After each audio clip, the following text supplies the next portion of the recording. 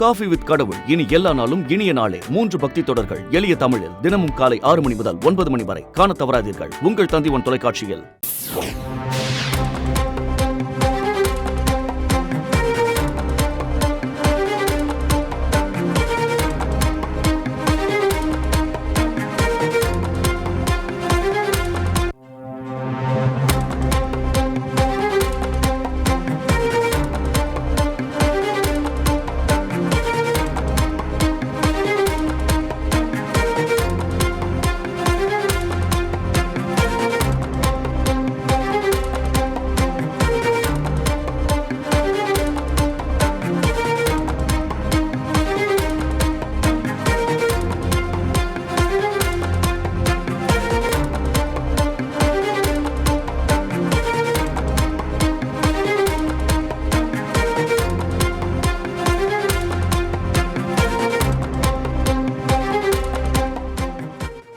வயநாடு நிலச்சரிவு எதிரொலியால் நீலகிரியின் குறிப்பிட்ட பகுதிகளில் மாவட்ட நிர்வாகம் மற்றும் பேரிடர் மேலாண்மை அதிகாரிகள் தீவிர கண்காணிப்பில் ஈடுபட்டிருக்கின்றனர்.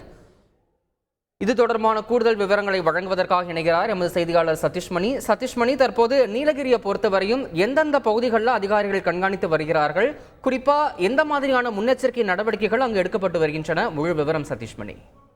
வயநாட்டில் ஏற்பட்டுள்ள நிலச்சரிவு இன்னும் பல உயிர்களை பலிவாங்க நிலையில இது தொடர்பாக தமிழகத்தில் உள்ள மலையோர மாவட்டங்கள்ல தீவிர கண்காணிக்கும்படி தமிழக அரசு உத்தரவிட்டிருக்கிறது.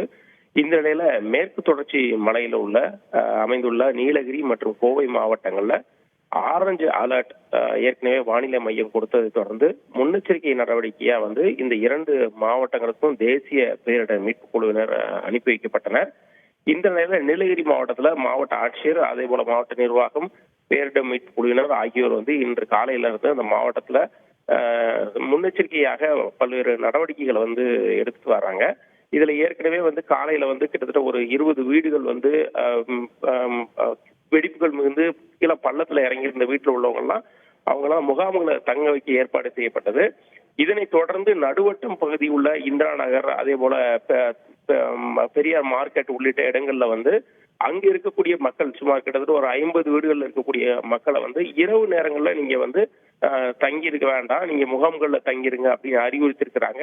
முன்னெச்சரிக்கை நடவடிக்கையா இந்த நடவடிக்கையை எடுத்திருப்பதாக மாவட்ட நிர்வாகம் தரப்புல தெரிவிக்கப்படுகிறது. அதே போல இந்த கண்காணிப்பு பணியானது இன்னும் மாவட்டத்தில் உள்ள பல்வேறு பகுதிகளிலும் நடந்துட்டு வருது.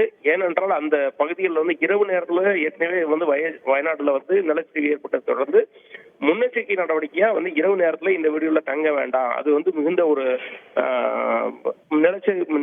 நிலம் மிகுந்த ஒரு செங்குத்தான பகுதிகளில் இருப்பதனால இந்த இடத்துல தங்கியிருக்க வேண்டாம், நீங்க இரவு நேரத்துல முகாம்கள்ல தங்கிருங்க அப்படின்னு சொல்லி ஒரு 50 வீடுகளில் உள்ள குடும்பங்களை முகாம்களுக்கு தங்கியிருக்குமாறு அறிவுறுத்திருக்கிறார்கள். தொடர்ந்து மாவட்டம் முழுவதும் மாவட்ட நிர்வாகம், அதே போல பேரிடர் மீட்பு குழுவினரும் அந்த கண்காணிப்பு பணிகளில் ஈடுபட்டு வராங்க.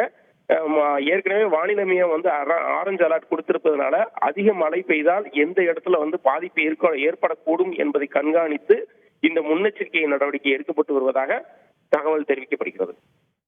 தகவல்களுக்கு நன்றி சதீஷ்மணி. காஃபி வித் கடவுள் இனி எல்லா நாளும் இனிய நாளே 3 பக்தி தொடர்கள் எளிய தமிழில் தினமும் காலை 6 மணி முதல் 9 மணி வரை காண தவறாதீர்கள். உங்கள் தந்திவன் தொலைக்காட்சியில்.